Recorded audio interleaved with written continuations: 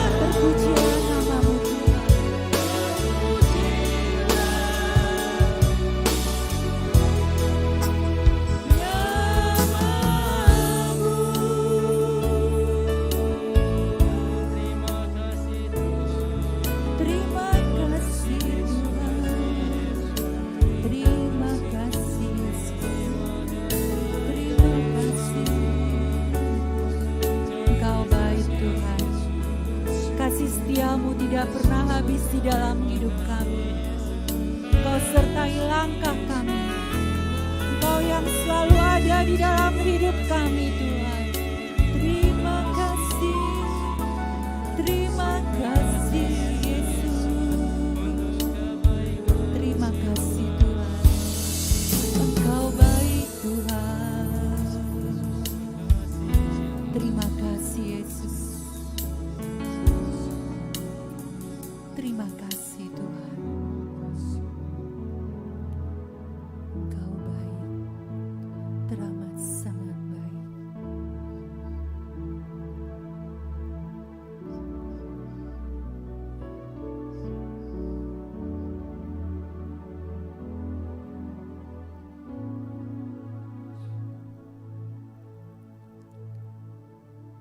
Terima kasih Tuhan. Kalau sampai saat ini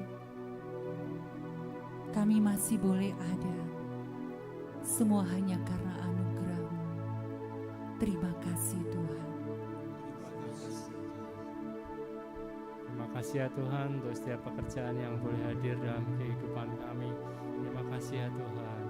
Terima kasih ya Tuhan untuk segala sesuatu yang terjadi di dalam kehidupan kami. Terima kasih Tuhan. Terima kasih Tuhan.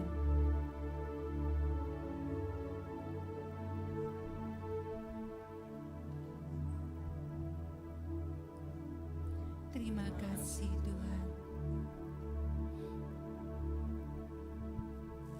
Untuk segala kebaikan-Mu yang boleh kami nikmati hingga malam hari ini. Terima kasih Yesus. Terima kasih Yesus. Terima kasih Tuhan atas segala perjalanan yang Kau berikan kelancaran dan keselamatan. Terima kasih Tuhan. Terima kasih Tuhan. Terima kasih untuk hati yang gembira menghadapi cobaan. Terima kasih Tuhan.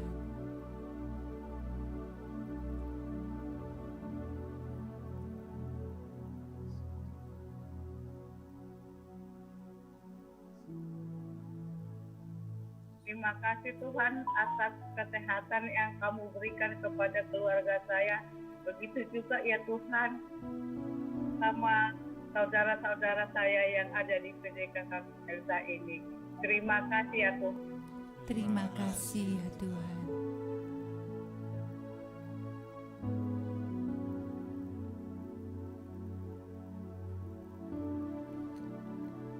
Inilah ucapan syukur kami Tuhan.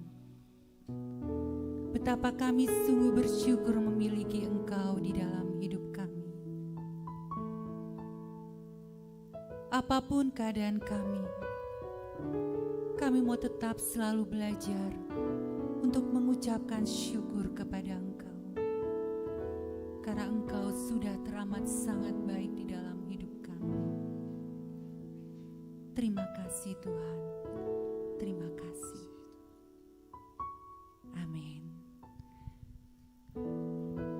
Sekali lagi shalom yang ada di Zoom ataupun di YouTube dan juga yang ada di tempat ini. Shalom. Shalom.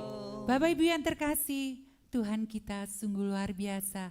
Biarlah malam hari ini kita mau satukan roh kita untuk memuji dan memuliakan Tuhan. Walaupun tidak boleh saling bergandengan tangan, kita saling sapa satu sama lain dengan senyum manis kita. Mari silakan yang di rumah juga Shalom. Satukanlah roh kami ya Tuhan. Kami semua yang ada di sini bersatu memuji dan memuliakan nama Engkau. Roh tercurah dari surga.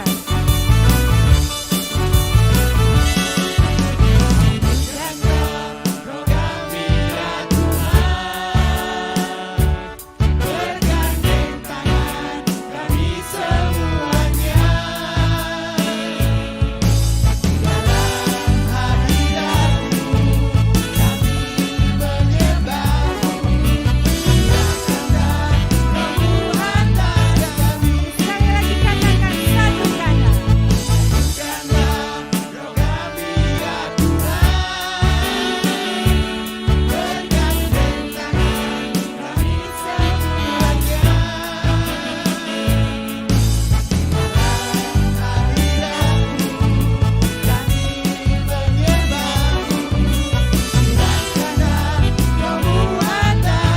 Sama-sama roh tercurah.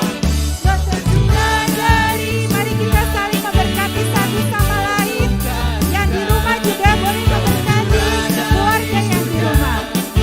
Bangsa-bangsa bersorak, roh tercurah dari surga. Tuhan dibangkitkan, tercurah dari surga. Gereja Tuhan dimenangkan. Semua bangsa-bangsa kan mengaku bahwa Yesus Tuhan. Sekali lagi kita mau suarakan roh tercurah. Dari surga, bumi bersuka cita. Roh tercurah dari surga, Bangsa-bangsa bersorak, roh tercurah dari surga. Gereja Tuhan dibangkitkan. roh tercurah dari surga. Gereja Tuhan dimenangkan. Semua bangsa-bangsa kan mengaku bahwa Yesus Tuhan. Semua bangsa-bangsa, semua bangsa-bangsa, semua bangsa-bangsa, bangsa-bangsa, kan mengaku bahwa Yesus Tuhan. Beri kemuliaan bagi Allah Tuhan kita yang luar biasa. Ada sukacita malam hari ini.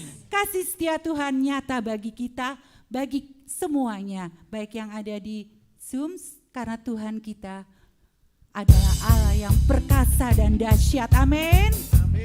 Dia yang akan memberkati dan melimpahi semuanya, karena Dia yang sanggup untuk menyertai langkah hidup kita. Yeay. Kasih setiamu nyata bagi Tuhan, bagi kita semua.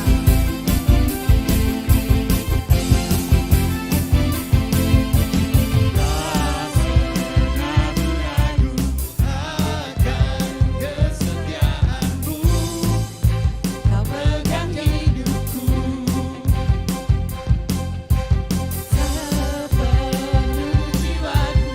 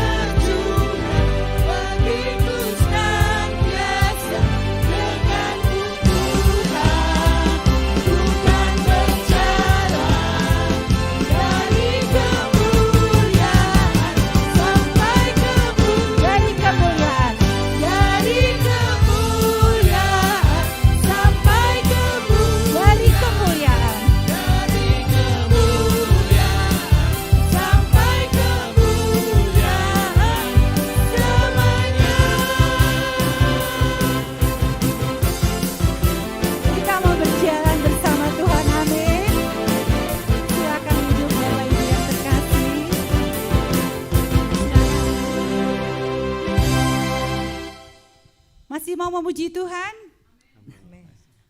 Ada yang mau memberikan kesaksian betapa hebatnya Tuhan kita? Tuhan kita yang luar biasa, Tuhan yang selalu menyertai langkah hidup kita. Ada yang mau memberikan kesaksian? Betapa dahsyat dan hebatnya Tuhan kita. Mungkin di Zoom ada yang mau menceritakan kebaikan Tuhan malam hari ini?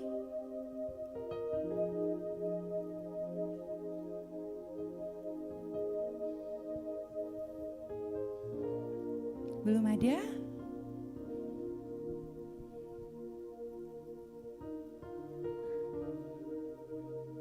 Belum ada ya? Oke. Kita semua percaya bahwa Tuhan kita selalu ada menyertai langkah hidup kita. Apapun yang boleh kita alami, tidak pernah Dia meninggalkan kita. Malah terkadang kita yang meninggalkan Dia. Bapak Ibu yang terkasih, saya mau sedikit sharing. Beberapa bulan yang lalu, tepatnya mungkin sekitar 7 bulan yang lalu ya, yang saya juga cerita ke teman saya, Bu Yen, bagaimana saya down karena customer yang cukup besar, karena ada permainan di dalam pabrik, memutuskan saya seenaknya padahal udah kerja sama selama 15 tahun lebih. Karena pengurusnya bergantian dan ada permainan. Itu saya sangat down karena saya sangat dekat juga dengan mereka semua, hubungan baik. Tapi karena pergantian, saya didepak begitu aja. Sedih sekali, benar luar biasa. Saya sampai tanya Tuhan, kenapa ini boleh terjadi? Karena waktu itu juga pandemi, itu customer yang cukup besar bagi saya.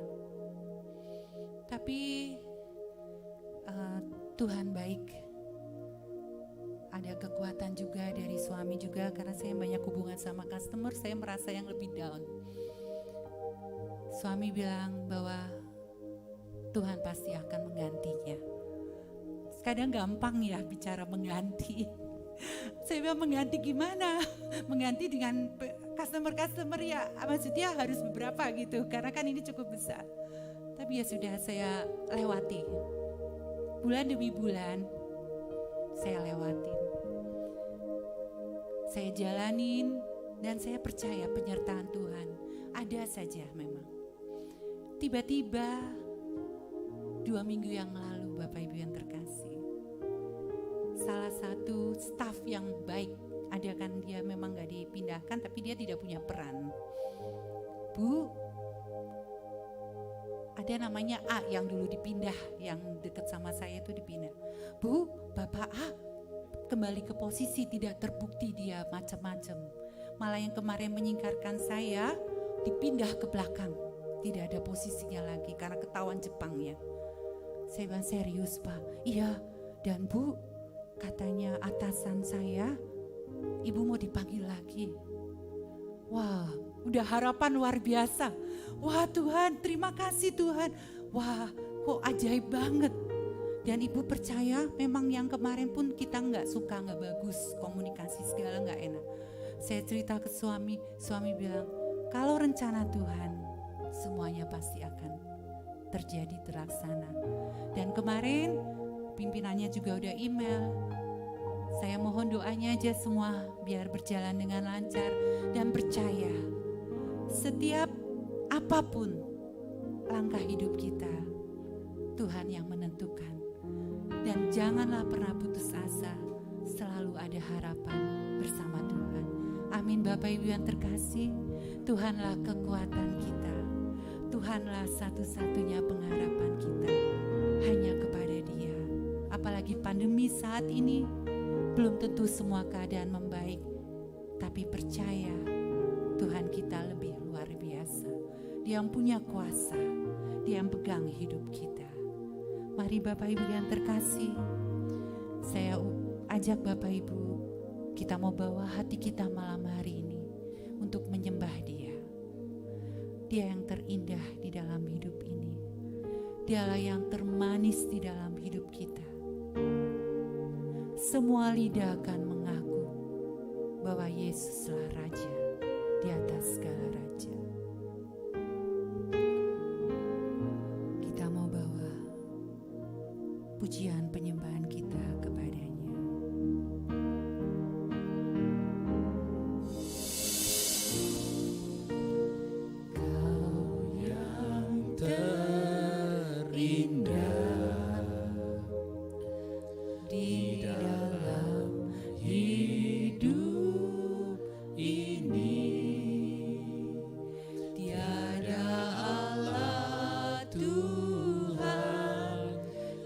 Seperti Engkau, besar perkasa, penuh kemuliaan. Kau yang termanis di dalam hidup kami, Tuhan. Kau yang termanis. Terima kasih Tuhan. Di dalam hidup ini, ku cinta Kau lebih dari segalanya. Besar kasih setiamu kepadaku, ku sembah Kau ya Allahku, ku tinggikan namamu selalu. Tiada lutut tak bertelut menyembah Yesus Tuhan Raja. Sembah Kau, sembah Kau, ya Allahku. Ku tinggikan namamu selalu. Semua lidah kan mengaku Engkaulah Yesus Tuhan Raja.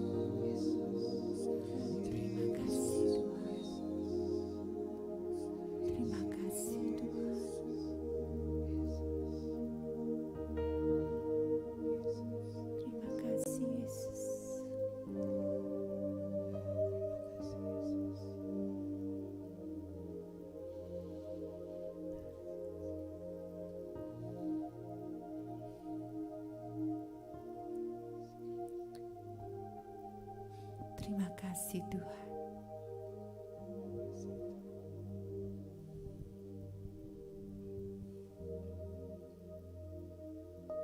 Terima kasih Yesus. Malam hari ini Engkau tibakan anak-Mu, Bapak Tony, untuk mewartakan setiap sabda-Mu Tuhan. Kami percaya Tuhan, Roh-Mu yang kudus mengurapi beliau, agar semua yang diperkatakannya hanya daripada-Mu. Kami buka hati kami Tuhan,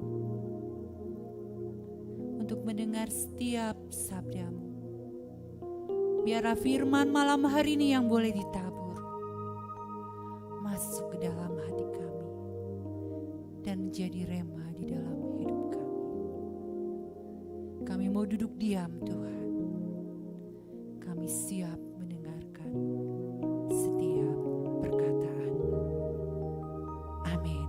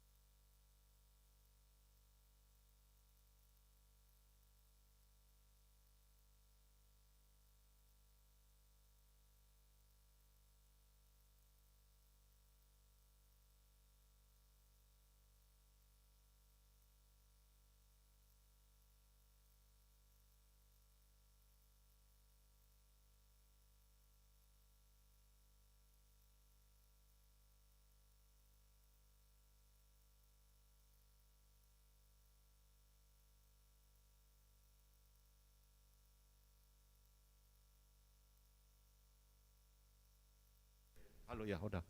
Setelah 2 tahun lebih kita tidak berjumpa, tapi pada malam hari ini kita berjumpa kembali di tempat yang sangat indah ini. Tema malam hari ini menarik. Kemenangan memerlukan kesabaran. Kemenangan adalah suatu outputnya betul. Suatu hasilnya. Hasil kita bisa mendapat kemenangan karena ada kesabaran. Jadi sebenarnya yang harus mulai dulu adalah sabar. Setelah kita sabar, baru kita akan memperoleh kemenangan. Seperti kesaksian tadi Bu Caroline tadi. Bagaimana Bu Caroline dan Pak Paulus begitu sabar dalam berbisnis. Walaupun disolimi, walaupun diusir, walaupun di kick out. Tapi Bu Caroline dan Pak Paulus dengan sabar menanti berkat-berkat daripada Tuhan dicurahkan untuk Pak Paulus dan Bu Caroline serta perusahaannya. Amin. Kami yakin percaya ketika berdoa dengan iman, Tuhan akan mengabulkan doa-doa dari Bu Caroline dan Pak Paulus ya. Markus 11 ayat 24. Aku berkata kepadamu, apa saja yang kamu minta di dalam doa dan percaya beriman, Tuhan akan mengabulkan doa saudara dan saya. Amin. Tuhan juga akan mengabulkan doa Bu Caroline, pasti yakin Bu. Sepanjang ibu berjalan bersama dia ya, tongkat dan garda ada bersama engkau. Baik, kesabaran akan membuahkan kemenangan ya. Saya sedikit dibalik. Kita perlu sabar dulu, ya kan? Orang bilang zero to hero. Dari nol untuk menjadi seorang hero, ya kan? Nggak mulai dengan hero dulu. Jadi kita harus sakit-sakit dahulu, bersenang-senang kemudian ya. Kita waktu zaman SD atau SMP sering tuh dalam bahasa Indonesia ya belajar peribahasa. Bersakit-sakit dahulu, maka akan engkau bersenang-senang kemudian. Jadi kalau masih muda, masih anak-anak, masih remaja, engkau pakai handphone Samsung yang itu yang harganya 30.000, itu agak berlebihan deh. Tunggu nanti udah usia lakcat, cicap, pecap barulah pakai kayak gitu ya. Kalau masih kecil, masih anak TK, SMP, nggak usah lah pakai handphone begitu. Cukup handphone Xiaomi cukup ya. Harus bersakit-sakit dahulu katanya. Nanti udah tua baru bersenang-senang ya. Jangan dibalik-balik gitu loh.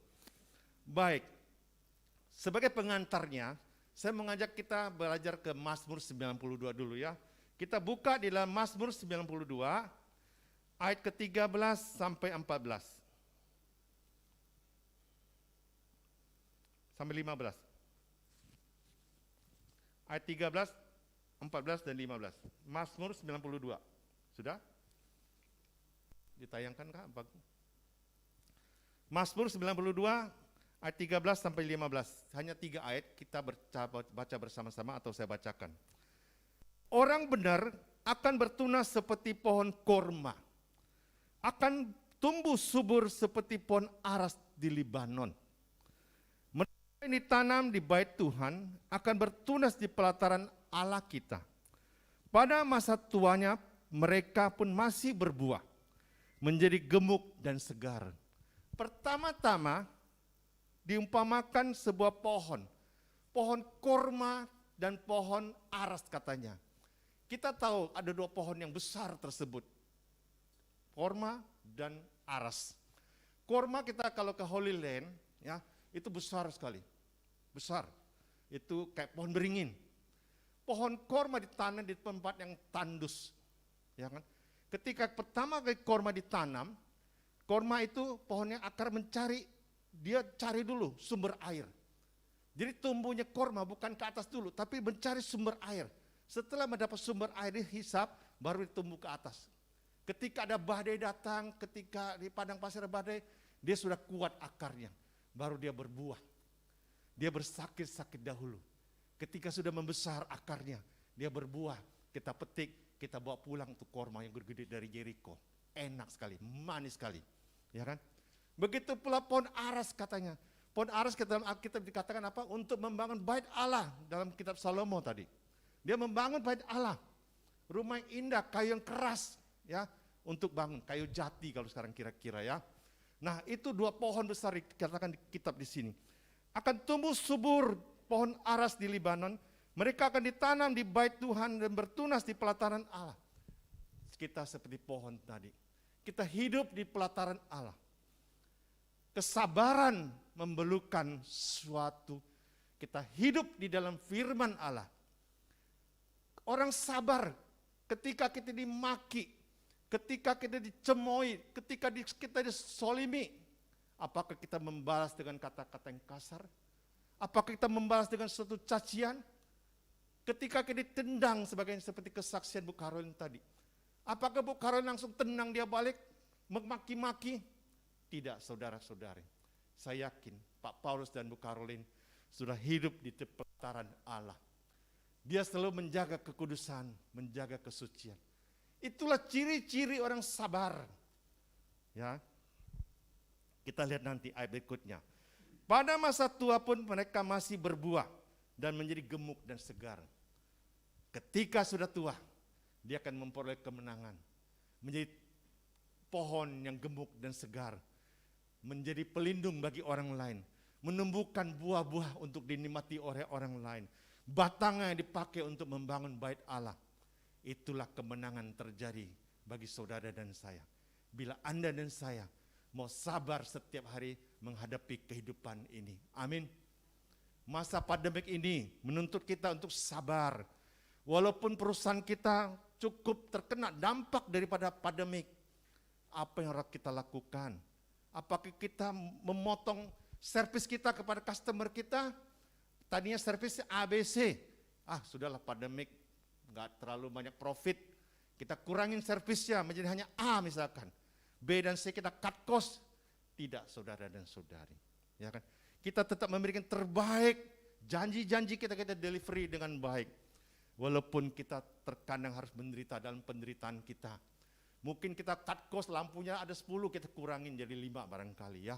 Kayak gitu, AC-nya mungkin ada 3, kita kurangin tinggal 2, supaya irit, kitanya irit, supaya kos kita bisa tertutup. Tapi untuk orang lain kita memberikan selalu terbaik kepada orang lain. Saudara-saudari malam hari ini, saya tidak akan membahas Mazmur, tapi saya akan mengantar Anda untuk membahas sebuah perikop.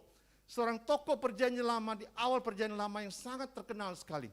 Bagaimana seorang tokoh ini, ya kan? Hidupnya sangat sabar di dalam penderitaannya. Walaupun disolimi, walaupun sekalipun difitnah, beliau tetap sabar. Beliau tetap berdiri tegak dalam menghadapi kenyataan ini. Beliau bersandar kepada Allah. Beliau selalu menjaga kesuciannya dan kekudusannya. Siapa tokoh dalam awal perjanjian lama itu? Adalah seorang Yusuf. Mari kita baca firman Tuhan di dalam kitab Kejadian bab 37. Kejadian bab 37 ayat 1 sampai 11. Ya. Yusuf dan saudara-saudaranya. Sudah? Kalau belum saya bacakan saja ya. Yusuf dan saudara-saudaranya. Adapun Yakub, ia diam di negeri penumpangan ayahnya, yakni di tanah Kanaan. Inilah riwayat keturunan Yakub. Yusuf tak kala berumur 17 tahun, jadi masih muda, biasa mengembalakan kambing domba bersama-sama dengan saudara-saudara anak Bilha dan Jilpa. Jadi Yusuf di usia yang sangat muda, dia mengembalakan kambing dan domba bersama saudara-saudaranya. Dan Yusuf menyampaikan kepada ayahnya kabar tentang kejahatan saudara-saudaranya. Lihat, dari kecil saja Yusuf sudah mendapat kejahatan dari saudara-saudaranya. Bukan saudara kandung, satu bapak beda emak ya. Saudara tiri artinya ya. Kita tahu Yusuf banyak saudara. Israel lebih mengasihi Yusuf dari semua anak-anak yang lain sebab Yusuf adalah anak yang lahir pada masa tuanya. Jadi bapaknya Yusuf ini, ya kan, Yakub, sangat senang waktu Yusuf lahir, ya kan, di hari tuanya dari rahim seorang Rahel. Ia menyuruh membuat jubah yang mahal indah serta maha indah bagi dia. Jadi Yusuf mendapat hadiah jubah yang indah ya. Setelah dilihat dari saudara-saudara yang bawa ayahnya lebih mengasihi Yusuf dari semua saudaranya, maka bencilah mereka seorang kepada yang lain dan tidak mau menyapa dengan ramah. Akhirnya apa? Kecemburuan terjadi saudara-saudara. Saudara-saudaranya daripada Yusuf melihat bahwa Yusuf dibikinkan jubah yang indah oleh bapaknya. Saudara-saudara yang cemburu. Itu yang terjadi saudara-saudara sekalian. Kita lihat bagaimana Yusuf harus menghadapi kenyataan dibenci oleh saudara-saudaranya. Apakah Yusuf membalas kebencian tersebut kepada saudara-saudaranya? Kita lihat ayat selanjutnya. Pada suatu kali bermimpilah Yusuf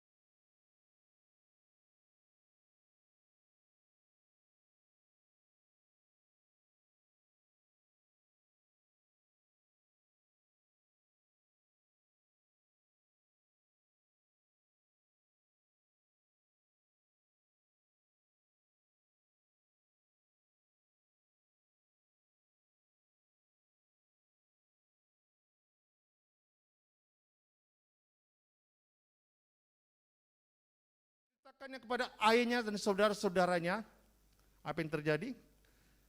Ia ditegur oleh ayahnya, mimpi apaan itu kamu? Yakub marah juga kepada dia, ya. Lu mimpi apa sih bocah satu ini? Lu katakan apa sih? Lu ngawur tahu? Lu mah gak bisa tidur. Kebanyakan gelek kali. Kebanyakan apa kali ya? Ya, kira-kira orang-orang sekitarnya mengatakan gitu. Masakan aku dan ibumu serta saudara-saudaramu akan sujud kepadamu sampai ke tanah? Masa aku orang tua, bapak dan ibu akan sujud sama kamu? Gila kali namanya mimpi itu, ya kan? Ayat ke-11. Maka iri hati saudara-saudara kepadanya, tetapi ayahnya menyimpan hal itu dalam hatinya. Saudara-saudari, bagaimana kisah tersebut, dia sangat bisa menafsirkan mimpi dengan baik. Dia punya talenta, karunia yang diberikan Tuhan luar biasa. Dia perkatakan kepada saudaranya dan ayahnya, bahwa suatu hari engkau akan menyembah aku. Ternyata memang benar. Aku mencatat dalam peristiwa kitab Yusuf tersebut, ada 7 kesabaran, penderitaan yang harus dihadapi oleh seorang Yusuf. Yang pertama, Yusuf dalam mimpinya bercerita bahwa ayah akan sujud menyembah Yusuf. Membuat saudara-saudaranya, membuat kakak-kakaknya marah, benci kepada Yusuf. Itu yang pertama saya melihat. Saudara-saudara Yusuf yang lebih senior, lebih tua, urutan anak pertama sampai anak ke-10, benci kepada Yusuf. Yusuf kok hebat amat dalam mimpi lu ya kira-kira ya, membuat saudara benci. Yang kedua, kita lihat kalau baca ayat selanjutnya, Yusuf sama saudaranya, karena saudara benci kepada Yusuf, apa yang dilakukan oleh saudaranya? Saudaranya memasukkan Yusuf ke dalam sumur, ya kan? Seakan-akan mau membunuh si Yusuf ini. Itu penderitaan yang kedua yang harus dihadapi oleh seorang Yusuf. Penderitaan yang ketiga, saya ngajak ibu bapak baca ayat ke-23. Ayat 23. Baru saja Yusuf sampai kepada saudara-saudaranya, mereka pun menanggalkan jubah Yusuf, jubah mahal indah yang dipakainya itu, yang dibelikan oleh bapaknya, dan mereka membawa dia dan melemparkan dia ke sumur. Sumur itu kosong, tidak berair. Kita lihat, Yusuf dilempar dalam sumur, menderita. Coba kita masuk ke dalam sumur, nggak bisa naik, nggak ada oksigen di dalam sumur, bisa game. Bukan COVID yang bisa membunuh orang. Masuk ke dalam sumur juga bisa membunuh orang, bunuh diri namanya. Ini dilemparin dalam sumur. Coba. Penderitaan ketiga. Penderitaan keempat, ayat ke-27. Mari kita jual dia kepada orang Ismail itu, tetapi janganlah kita apa-apakan dia karena ia saudara kita, darah daging kita, dan saudara-saudaranya mendengarkan perkataan itu. Lihat.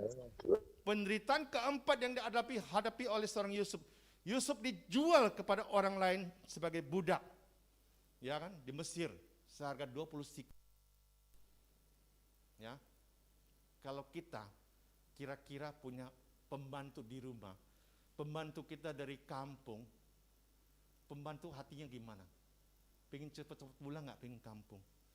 Ngomong kepada tuannya, saya nggak betah kerja, pengen pulang. Tapi Yusuf sebaliknya, dia terpaksa, dia harus dijual oleh saudaranya ke tempat yang negeri yang jauh tersebut, ya kan? Saya melihat penderitaan Yusuf kelima, bagaimana Yusuf tinggal di negara Mesir, di negeri orang asing. Pekerjaan Yusuf sebagai apa? Budak, sebagai PRT, pekerjaan yang paling rendah, ya kan? Yang tidak pernah dipingin cita-citakan oleh orang, ya kan? Sangat menderita. Penderitaan yang sungguh amat yang keenam, sungguh amat dahsyat.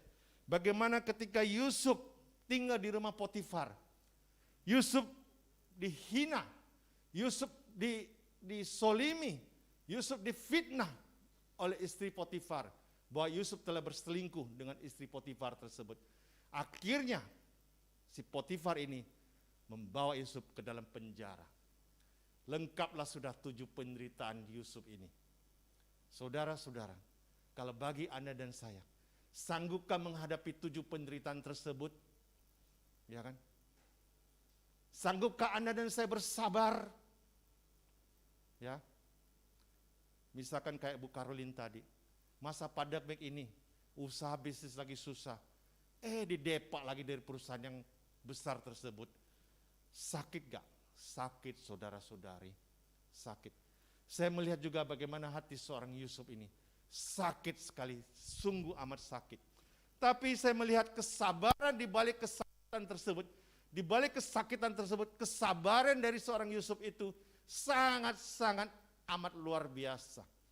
Yusuf tidak sekalipun melawan saudara-saudaranya. Dibilang benci, dibenci, dihina, dimasukin sumur, difitnah. Yusuf tetap seorang Yusuf. Yusuf tetap berdiri tegak.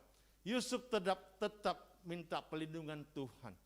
Yusuf tidak membalas perbuatan yang tercela tersebut dengan suatu perbuatan tercela. Perbuatan tercela dibalas dengan suatu kebaikan. Yusuf tetap engge. Yusuf tetap sabar. Saudara-saudari, kira-kira kita sudah bisa menebak kira-kira kejadiannya bagaimana, akhir happy ending enggak? Kemenangan memerlukan kesabaran. Bagaimana Yusuf seorang yang sabar. Apa yang dimenangkan oleh Yusuf, saudara-saudari? Yusuf bisa menafsirkan mimpi ada 7 kemenangan daripada Yusuf. Yusuf bisa menafsirkan mimpi daripada orang tuanya, tentang orang tuanya dengan adik-adiknya, abang-abangnya dengan baik. Yusuf berhasil di dalam pekerjaannya. Yusuf diberkati dalam pekerjaannya. Bahkan Yusuf di rumah Potifar pun, Yusuf bekerja dengan baik, disayangi oleh Potifar, ya kan? Yusuf bisa menafsirkan ketika di penjara, Yusuf bisa menafsirkan mimpi daripada raja Firaun dengan baik. Ya, Yusuf diangkat menjadi tangan kanan seorang Firaun, seorang raja. Dan Yusuf punya kuasa ketika terjadi paceklik di tempat kampung halaman bapaknya. Yusuf bisa mendistribusikan dengan baik. Dia panggil kakak-kakaknya, dia panggil adik-adiknya. Mimpinya menjadi kenyataan, kan? Lu akan sujud, ternyata benar. Suatu ketika terjadi paceklik di kampung halaman. Adik-adik abang-abangnya datang mencari makanan. Ketemulah si Yusuf ini. Yusuf dengan senang hati memberikan segala gandum, segala makanan, segala pangan kepada saudara-saudara, kepada bapak-bapaknya, kepada adiknya juga, kepada Benyamin. Yusuf di dalam kemenangan dia yang seorang sabar, catat baik-baik. Yusuf tidak ada kebencian sama sekali. Yusuf tidak menaruh dendam sama sekali. Inilah satu kunci, saudara-saudara. Ketika Anda mau memenangkan sebuah pertarungan, kuncinya adalah kesabaran. Apakah Anda bisa mengampuni saudara-saudara kita? Kita baca di dalam ayat Markus 12 tadi yang saya sebutkan. Markus 12. Pak Paulus ya, ditayangkan Pak Paulus. Markus 12 ayat 24, Pak.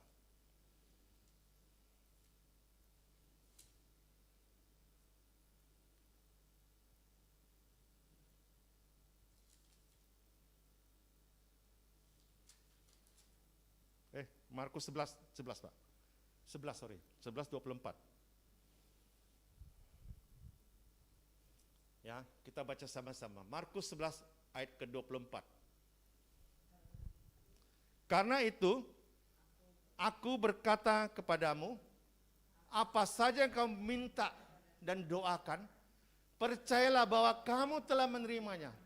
Dalam hal ini akan diberikan kepadamu. Ketika di dalam penderitaan kita, kesabaran, doa saja. Butuh percaya, artinya iman, yakin. Tuhan pasti menjawab doa orang sabar. Ayat ke-25. Dan jika kamu berdiri untuk berdoa, apa yang dikatakan? Dahulu sekiranya ada barang sesuatu dalam hatimu terhadap seseorang, supaya juga Bapakmu yang di surga mengampuni kesalahan-kesalahanmu. Yusuf ketika melihat penderitaan daripada adik-adiknya, kakak-kakaknya, Yusuf mempunyai hati yang tulus. Dia mengampuni, dia tidak mengingat-ingat lagi bagaimana dia sakit dijatuhkan ke dalam sumur. Bagaimana sakitnya Yusuf dijual ke Mesir sebagai budak.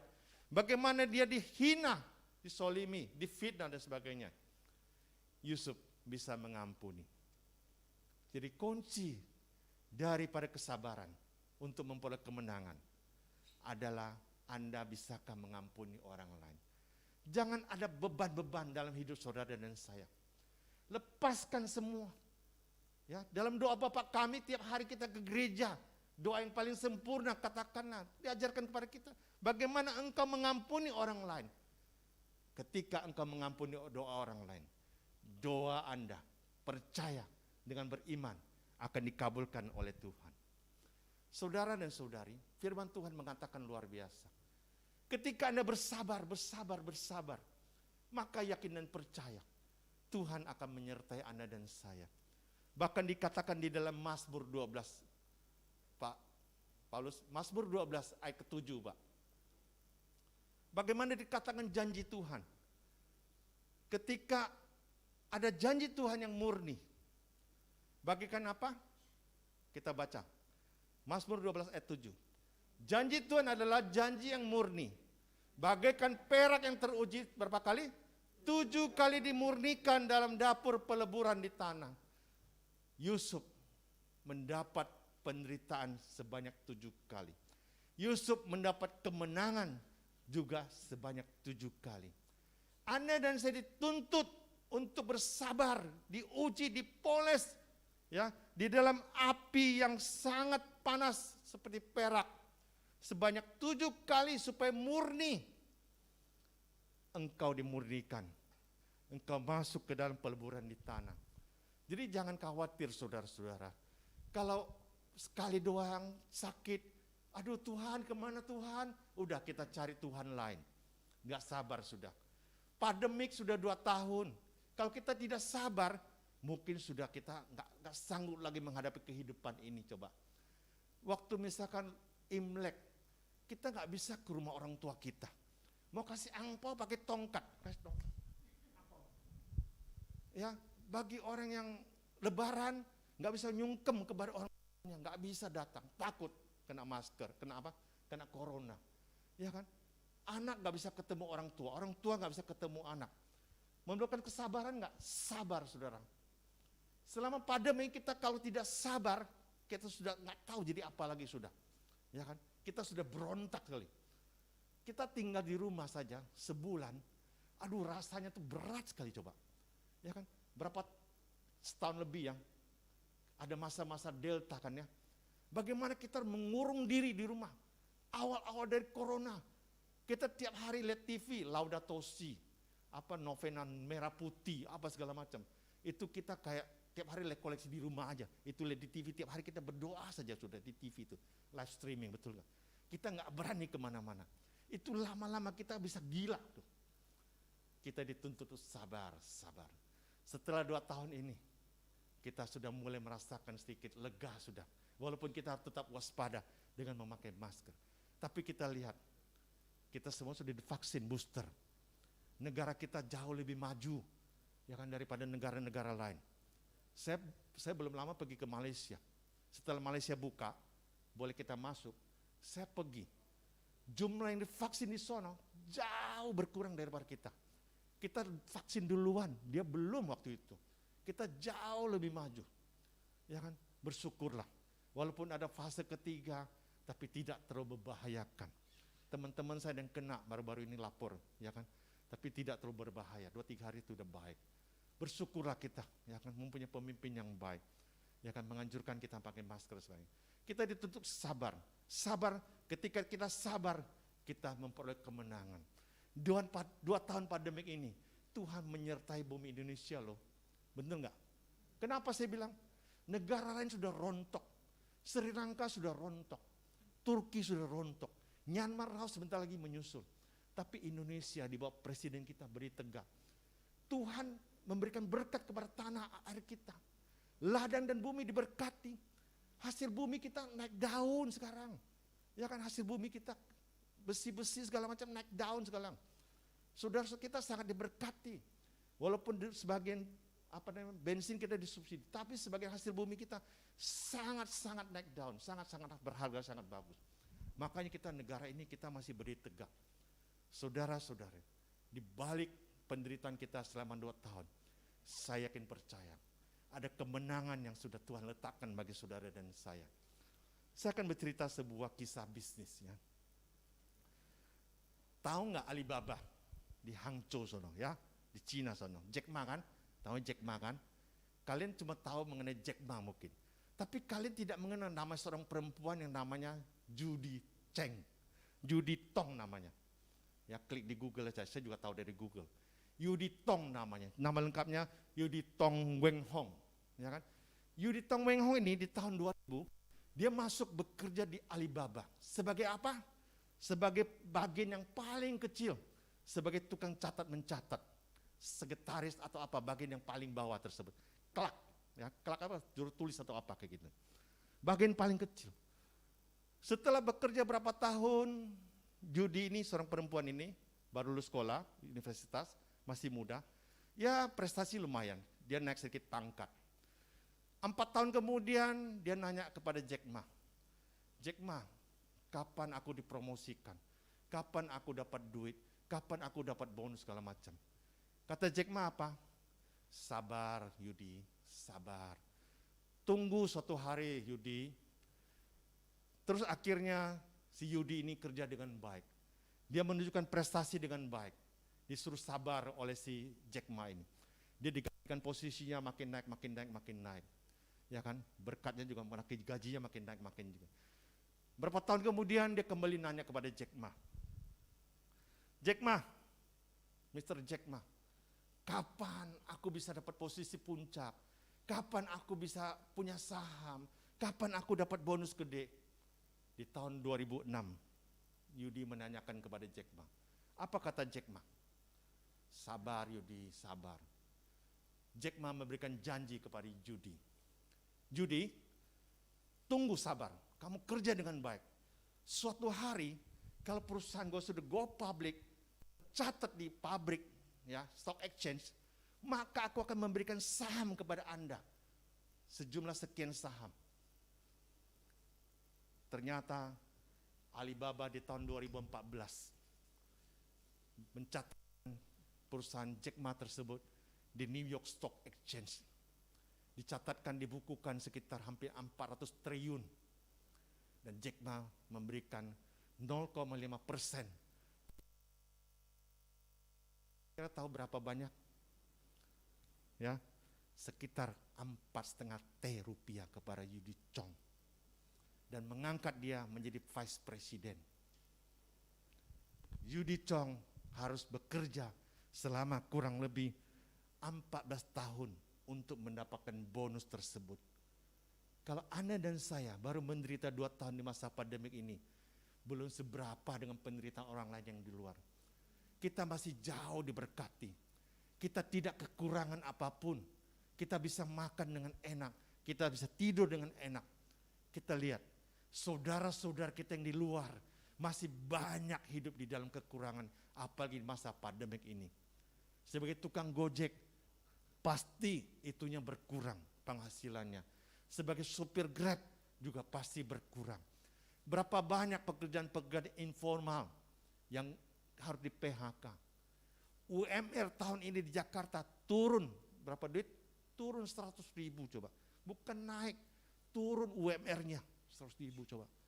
Bagi kita mungkin nggak terasa 100.000, tapi bagi mereka 100.000 itu besar bagi mereka yang nilainya UMR. Saudara dan saudari, kita senantiasa bersyukur. Kita masih dilimpahin berkat. Kita bisa hidup dan persekutuan macam ini, masih bisa memuliakan Allah dengan luar biasa. Yakin dan percaya, di dalam kesabaran kita, yakin dan percaya, Tuhan akan meletakkan suatu kemenangan bagi saudara dan saya. Kita diuji berkali-kali, selama 7 kali supaya kita dimurnikan. Yudi Chong butuh 14 tahun. Mungkin kita butuh 3 tahun, 4 tahun, 5 tahun. Nggak tahu kapan. Tuhan akan memberikan suatu berkat luar biasa kepada Anda dan saya. Saya waktu krisis moneter di tahun 98, saya sudah mendekati posisi cukup tinggi di sebuah proyek multinasional. Saya bekerja di bank multinasional sudah. Ya kan, posisi saya lumayan tinggi, saya bangun gedung waktu itu. Tahun 98, semua orang-orang kaya yang ada di Sudirman semua tiarap semua. termasuk big boss saya juga tiarap. Dan saya harus di PHK. PHK bagaimana? Di Jakarta bagi seorang arsitek, saya arsitek, tidak ada kerjaan sama sekali. Istri saya pada saat itu lagi hamil anak kedua, lagi bunting, ya 6 bulan. Saya mau beli susu saja tidak punya duit. Saya mau beli vitamin untuk istri saya, tidak punya duit. Saya di PHK. Puji Tuhan. Hari ini di PHK. Besok saya melangkah pergi kerja di satu kota, namanya kota Batam. Batam masih mensisakan pekerjaan buat seorang arsitek di bulan Juni tahun 98 habis kerusuhan. Semua kota-kota tiarap kecuali Batam masih bisa hidup buat seorang arsitek. Saudara-saudari, ketika tinggal di Batam, saya sungguh amat menderita. Walaupun hanya singkat setahun saya tinggal di Batam. Penghasilan saya tinggal 1/4 daripada gaji saya yang ada di Jakarta. Karena saya nggak punya pilihan, harus terima pekerjaan tersebut sebagai pegawai juga. Di Batam, pernah ke Batam nggak? Pernah ya Bu Caroline ya. Di Batam bisa lihat Singapura, gedung-gedung tinggi kelihatan, jelas banget kelihatan, hanya dibatasi oleh laut, nggak jauh. Kalau Anda kuat berenang, Anda bisa nyampe itu, lihat gedung-gedungnya bisa. Tapi saya nggak mampu pergi ke sono, saya nggak punya duit, saya nggak punya dolar, gaji saya saja kurang. Gimana mau pergi nikmati dolar di situ? Nggak bisa, nggak mampu. Tapi namanya kedagingan, ya kedagingan. Saya juga pingin banget ke sono. Suatu hari, waktu itu anak baru 1, yang kedua hamil kan ya, istri hamil ke anak kedua. Suatu hari saya ngajak kepada istri saya, Mi, yuk kita sekali-kali hari Minggu yuk kita ke Singapura yuk. Kita lihat Takashimaya kan seru ya teman-teman, kita pergi Takashimaya kan enak ya. Tapi ya kita pergi ya. Tapi kita harus sederhana ya. Kata istri saya, oh boleh lah Pi, kita bawa anak kita yang bocah tersebut, kita naik kapal laut, kita nyebrang ke sono. Saya bilang kepada istri saya, kita pergi, tapi ingat ya, jangan ada shopping-shopping ya. Ini papi gak punya duit loh, sama sekali loh. Duit pas-pasan buat tiket pulang pergi. Oke, 1 janjinya. Yang kedua janjinya apa? Ini kita ke sono, gak pakai makan-makan ya. Walaupun kita day trip pulang hari, gak pakai makan-makan ya. Kita bawa nasi goreng dari Batam. Saya bikin nasi teng-teng-teng pagi-pagi, kita bawa dalam Tupperware, kita bawa ke sono. Kita duduk di Takashimaya yang ada air mancur tahu? Saya ingat, saya duduk di situ berdua istri bawa anak makan nasi goreng. Setelah kita window shopping, kita pulang nanti ya, oke? Makanya gak heran, kalau setiap kali saya sekarang ke Singapura, saya harus napak tilas duduk di Takashimaya tersebut, saya harus duduk situ. Mengenang masa-masa lalu saya susah tersebut. Itulah bagaimana susah saya tahun 98 tersebut. Dan setelah itu setahun kemudian, saya gak betah tinggal di Batam. Saya kembali ke Jakarta. Ke Jakarta saya bukalah usaha baru saya ini sebagai tukang jual ST. Saudara-saudara, di situ saya kerja keras mengandalkan Tuhan. Bagaimana saya minta Tuhan berkarya dalam pekerjaan saya, dalam keluarga saya. Kesabaran saya tersebut ternyata hari ini menjadikan aku sebagai seorang pewarta, bisa mewartakan kabar sukacita. Saya merasa ada damai sejahtera saudara-saudari. Saya merasa ada kemenangan. Duit emang belum banyak-banyak saya dapat. Kalau beli Lamborghini kayaknya belum sanggup lah. Kalau beli Avanza ya bisa lah. Ya kan? Kalau beli Ayla bisa, sanggup, nggak bohong itu. Kalau beli Ferrari kayaknya masih berat deh. Tapi ketika saya melayani kayak begini, Pak Paulus minta saya mewartakan, bisa nggak Pak Tony offline di Cikarang. Pak Paulus, ini kecil bagi saya ke sini. Ya kan? Bulan lalu saya diutus kembali ke Batam untuk perduki. Sebulan sebelumnya saya diutus ke Padang untuk membuka perduki sono. Kecil, hanya 1 senti kalau di Google Map. Kecil banget.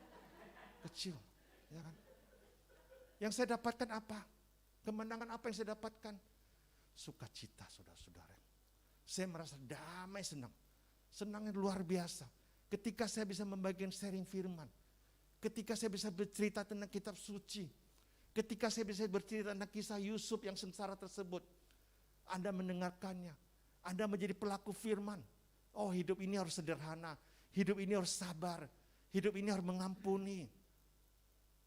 Ketika Anda menjadi rema firmannya. Ketika Anda mendapat berkat kemenangan. Disitulah saya mendapat sukacita saya dapatkan. Walaupun pelari saya nggak bisa beli di Ramayana barangkali, saya sudah happy bener, ya kan? Saya nggak bisa pergi ke Prestige, ya ketemu Rudi Salim saya nggak sanggup. Tapi kalau saya ke Ramayana, saya bisa borong itu Ferrari semua, saya bisa borong. Sanggup saya bisa beli Lamborghini semua di situ. Tahu Ramayana kan? Saudara dan saudari, mengapa Yusuf bisa memperoleh kemenangan? Mengapa Anda dan saya bisa memperoleh kemenangan? Saya melihat bahwa Yusuf diceritakan dalam Alkitab Perjanjian Lama. Berkali-kali Tuhan menyertai, Tuhan memberkati Yusuf. Yusuf menjadi seorang manusia yang berhasil di dalam setiap mimpinya. Di setiap hasil tafsir mimpinya, dia masih menafsirkan dengan baik. Ketika dia bekerja di rumah Potifar, Yusuf bisa berhasil juga melayani keluarga Potifar dengan baik. Ya, walaupun ada godaan, tapi Yusuf selalu menjaga kesucian, menjaga kekudusan. Saudara-saudara, itu harus catat. Ketika Anda mendapat kemenangan, bersabar itu memerlukan kesucian dan kekudusan. Artinya apa? Artinya hidup Anda harus baik. Hidup Anda harus berkenan kepada Tuhan. Di dalam kesabaran itulah, di dalam penantian itulah, Anda dituntut untuk bersabar di dalam kesucian Anda. Sudahkah Anda dalam 2 tahun ini, di masa pandemi ini, merayakan Ekaristi dengan baik? Sekarang gereja-gereja sudah dibuka. 2 tahun lalu gereja kita online. Kita di rumah, mungkin bapak kami Ekaristi mungkin sambil ngopi, sambil nggak pakai baju. Mungkin di sebelahnya ada anak-anak kita sambil main-main, kita sambil begini tangannya. Ya, kita paling nggak kelihatan kan sama bapak pastor kan. Ya, apa kita dosa? Kita nilai diri kita sendiri. Tapi sekarang saudara-saudari, gereja sudah dibuka. Kita sudah bisa masuk, ya kan? Gak usah pakai bela rasa lagi sekarang. Ya kan, gak usah kan? Kalau peduli mungkin harus pakai peduli sekarang ya. Kita tinggal masuk. Tapi saya lihat masih ada saja orang di rumah masih. Yang begini-begini di rumah masih. Masih hidup dalam kenyamanannya selama 2 tahun tersebut. Tidak mau ke gereja. Nah itulah manusia. Sabar, tapi tidak hidup dalam kekudusan. Tidak hidup dalam kesucian. Masih pingin begini di rumah dia, di atas di TV-nya dia begini. Gereja sudah dibuka, pintu gereja sudah lebar-lebar. Mari kita datang ke rumah Tuhan. Kita merayakan Ekaristi.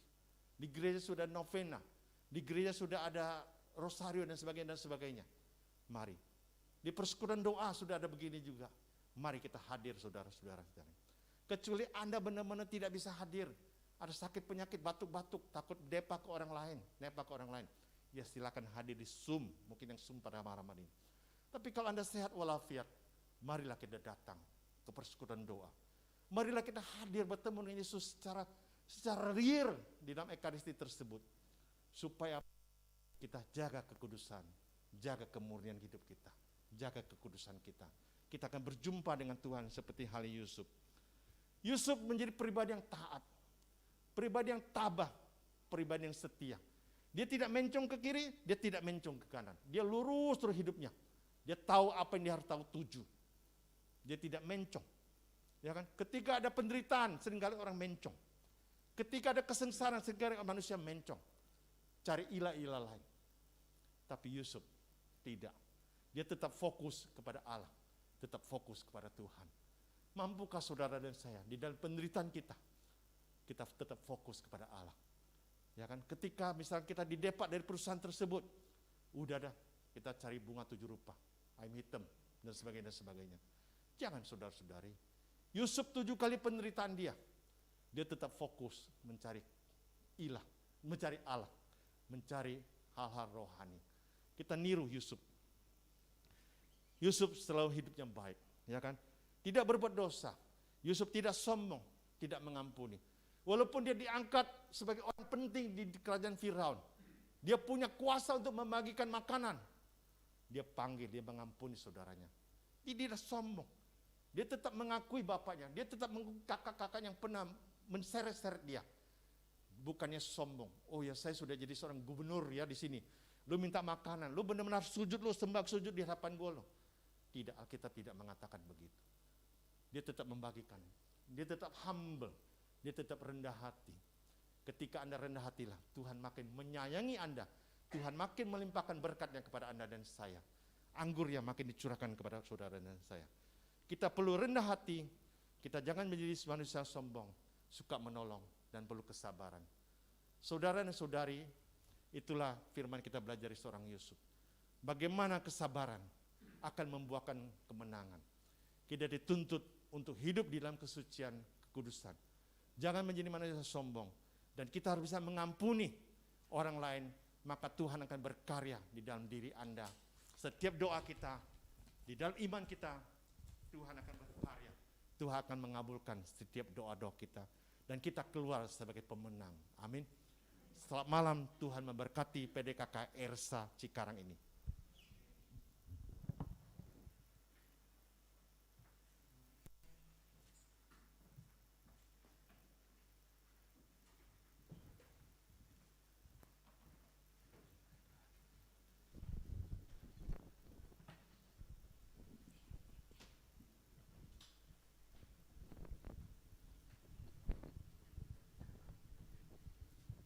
Terima kasih Pak Tony untuk firman-Nya yang sungguh menguatkan dan banyak yang dapat kita pelajari dari firman malam hari ini.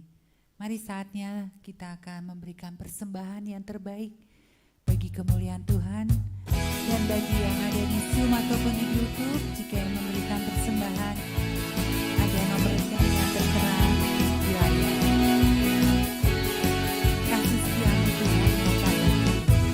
Kasih setiamu nyata bagiku,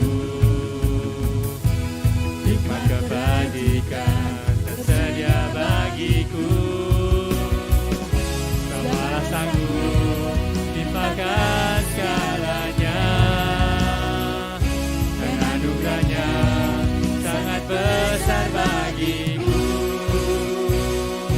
Aku diberkati, aku dilimpahi, karena Allah sanggup untuk menyediakan.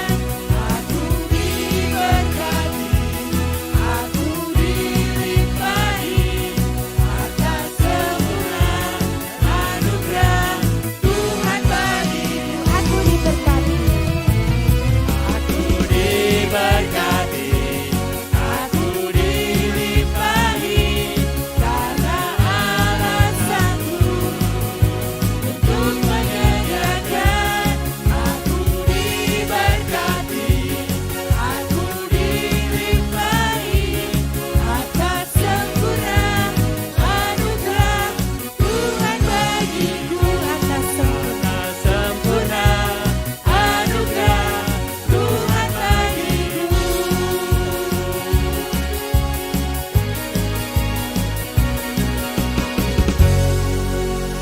Terima kasih. Kita dengarkan beberapa pengumuman.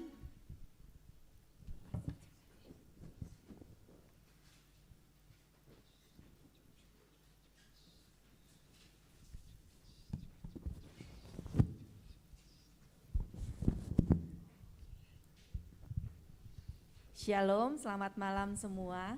Shalom. Kami mengucapkan berlimpah-limpah terima kasih untuk Pak Tony dan istri. Menurut kami Jakarta kemari agak jauh ya Pak. Dan bagi Pak Tony hanya 1 senti. Semoga berkat berlimpah untuk Bapak dan keluarga, sukacita berlimpah mengalir untuk keluarga Bapak juga. Kami juga mengucapkan banyak-banyak terima kasih untuk teman-teman yang bergabung offsite di tempat ini. Sudah bro? Yang bergabung offsite di tempat ini juga lewat Zoom dan YouTube yang ada di rumah. Semoga lewat pujian, lewat firman yang dibawakan Anda semua diberkati. Persekutuan doa selanjutnya masih secara hybrid, online dan outside, dengan tema Nyalakan Apimu akan diadakan pada hari Rabu tanggal 27 Juli 1930. Firman oleh Saudara Jos Anselo Ganda atau Selo. Pembicara hadir secara onsite di Ruko Roksi. Kami mengundang teman-teman semua yang bisa untuk hadir di tempat ini agar kita secara bersama-sama memuji dan menyembah Tuhan.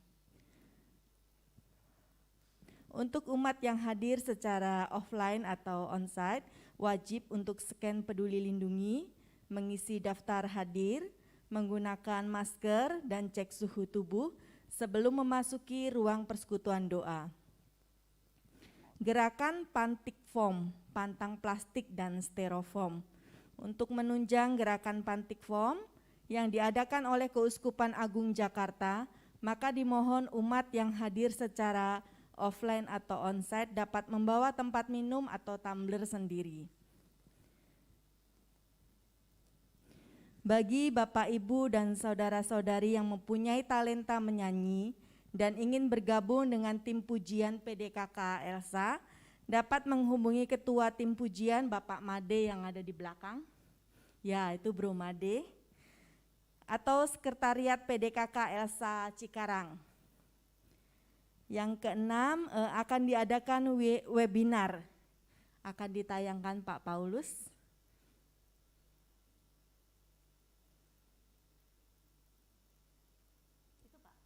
Oh, kirain video, Pak.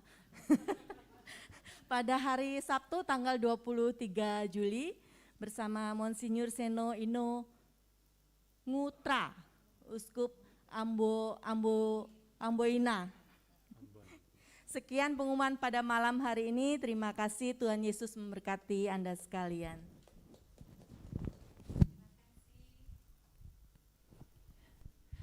Bu Yen untuk pengumumannya. Mari Bapak Ibu yang terkasih, sudah di penghujung akhir persekutuan doa malam hari ini, kita mau tutup dulu dengan doa.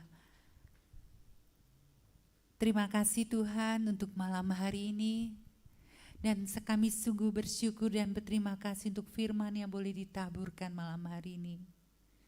Kami tahu Tuhan, untuk mencapai apapun kami harus perlu dengan kesabaran. Di dalam kesabaran itu kami pun akan selalu melangkah bersama Engkau untuk meraih kemenangan bersama Engkau juga Tuhan. Dan kami sungguh bersyukur, berterima kasih Tuhan untuk hamba-Mu yang setia, Bapak Tony bersama Ibu yang hadir malam hari ini. Kiranya kasih-Mu, penyertaan-Mu selalu melimpah di dalam hidup Pak Tony dan keluarga. Berkat-Mu, perlindungan-Mu, dan apapun yang beliau lakukan, kiranya Engkau yang selalu menuntun langkah hidup beliau. Dan biarlah Pak Tony dipakai Engkau lebih-lebih lagi untuk mewartakan setiap pewartaan-Mu dimanapun beliau berada. Malam hari ini Tuhan, kami akan menyudahi persekutuan doa, tapi kami percaya walaupun persekutuan doa malam hari ini sudah usai, tapi jalan hidup kami masih panjang. Kami mau selalu serahkan di dalam tangan kasih-Mu, dan kami mau serahkan seluruh hidup kami ke dalam tangan-Mu Tuhan. Kiranya Engkau yang menyertai langkah hidup kami, dan Engkau yang selalu setia menyertai setiap apa yang kami lakukan di hidup ini. Terima kasih Tuhan, terima kasih. Kemuliaan kepada Bapa dan Putra dan Roh Kudus. Amin. Demi nama Bapa dan Putra dan Roh Kudus. Amin. Bapak Ibu yang terkasih, mari kita bangkit berdiri. Kita mau tutup malam hari ini dengan lagu Ku Diberi Kuasa. Kita semua diberi kuasa dari Raja Mulia.